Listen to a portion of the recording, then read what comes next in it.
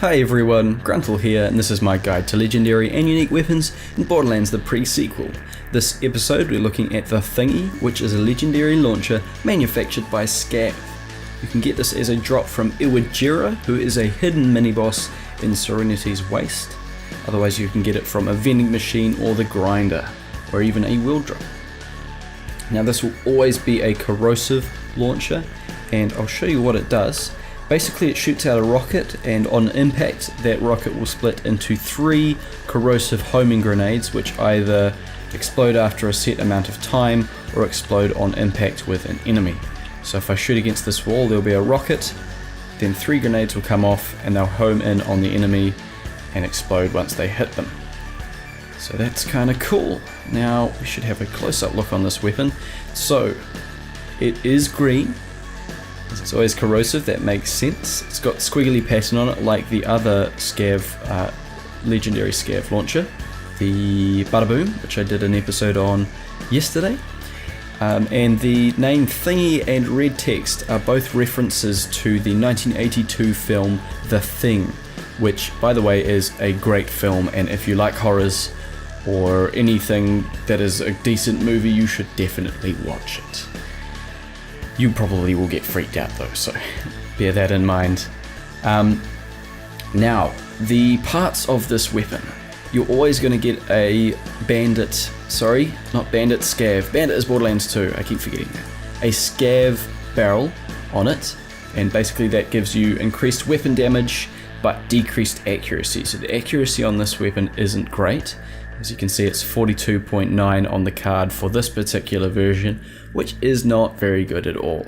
However, bear in mind that the rocket does split off into 3 homing grenades, so accuracy isn't always needed, because those grenades will find their mark, hopefully. Now the grip here, which is this bit here, is the Skav grip.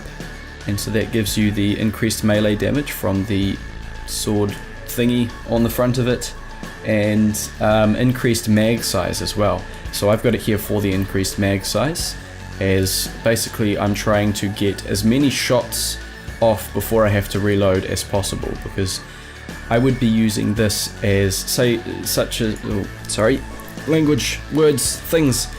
I would be using this the same as I would be using the Bada-Boom, which I did the episode on the other day, and basically that is, I would only bring it out when I am in fight for my life mode, or in a really bad situation where I wanted to get a few rockets off, or as many rockets off as possible in the shortest amount of time, and that means not reloading. So the bigger the mag size, the better the usability in Fight for Your Life, I think, myself. Now, the exhaust that you can see here is the Skav exhaust again. That is also going to increase the mag size. However, you could put a Torg exhaust on there if you want increased damage on the weapon. I'm not sure if that increases the damage of the homing grenades though. I haven't been able to test that out. I also think that you could put, instead of the Skav grip, you could probably put on a Molowan grip if you wanted to increase the elemental effect chance, I think, or damage. One of those two. It's better for the element anyway, so if you're trying to get more corrosive damage on the enemy, then the Molowan grip would actually be quite good.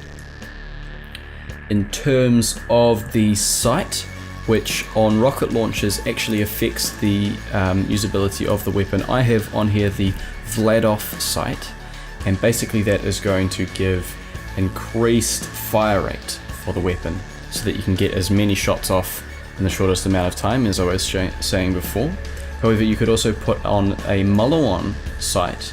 I might use that sometimes, and that will increase the missile speed of the weapon, so you can get those rockets hitting quicker, and then the grenades coming off quicker. Lastly, we have the accessory, which is this big thing here at the back, and that is going to give weapon swap speed, better weapon swap speed, and better reload speed. So it does help with the reload slightly, however that's not why I have it. I have it for the weapon swap speed, which is here, minus 60% weapon put down time, and that just means that you can switch the weapon faster. So if you go down into Fight for Your Life mode, you want to switch to it real quick, you can do that. So if I go here, I go switch out to the net, and it's out there real quick, as opposed to having to wait for a few seconds while it gets on your bar. Now if we compare it here to a purple version with the same parts of a Skav launcher, you can see that the only difference really is the accuracy and the damage of the thingy are worse. And that's because it doesn't have the multiple projectiles or multiple rockets that a normal Skav with a Skav barrel would have. However, it does have those grenades, as I was saying before, so it's a different kind of extra damage. I believe that with the grenades, if all of the grenades and the rocket hit a single enemy, you're going to get more damage than if all three of the rockets from a normal Skav launcher hit. But that may not be true. It may be that there's less, but the good thing about the thingy is that even though it has bad accuracy, you're pretty much guaranteed to hit the enemy. Especially, it's especially useful if they go behind a wall or something, because you can hit the ground and then the homing things will likely find their mark. So you can still get the damage on the enemy even if you can't see them. So I could fire over in this direction and then I can still damage the enemy. Now I'll show you the reload time of the weapon here. So it does take a little while to reload the gun, and that is the bad thing about all bandit launchers. They have pretty terrible reload speed, so that's why I was trying to stay away from that. Now I'll try and show you the accuracy of this here. Stand on this so it doesn't hit the wall too much, and I was aiming straight on him so it missed him, but as always the grenades are the important part here, so yeah. Another thing that I wanted to show is with this, with a mag size of 10, which is due to the Skav parts on it, it's up to a mag size of 10. It means that even though it consumes 3 ammo per shot, which is quite high, it will still get off 4 shots per magazine, because it goes 3, 6, 9, and then it still has 1, but it does take 2 ammo out of your ammo pool, so it'll go down to 12 ammo left in my ammo pool after I take this shot when the narwhal leaves. So there's 12 ammo left in the pool, but it does give me that extra shot that I wouldn't be able to get if I didn't have those Skav parts. So what we're going to do is jump over to gameplay with Claptrap. I don't think any of the characters will have buffs that will really help the thingy. This is more of a every character weapon, just if you want to use it for Fight for Your Life mode. I don't think it's a great weapon for just general gameplay, but that's what we'll be checking out. So I'm going to jump over to that and I'll let you know what I'm thinking of the weapon. And we're here in Overlook with Claptrap and the thingy. And I'll just say right now that this fight does not last very long with the thingy, or with shooting the thingy anyway. Not that it's a bad weapon to kill the enemies, it's just a bad weapon to kill lots of enemies, because it consumes a lot of ammo, 3 ammo per shot, and the ammo pool for launchers isn't that high. So the only characters that could really use this in general gameplay, I think the only character would be Jack, because he has skills that give him a chance of not consuming any ammo per shot, but even then you'd still probably run out of ammo quite quickly, because yeah, this thingy isn't great for weapon consumption, words and stuff. But I am going to let this gameplay run out because it gets a little silly. I become a pirate ship, kill a bunch of guys, so that's kind of cool. Claptrap is good for that, but I do not end up getting any ammo from any of these ammo chests, unfortunately.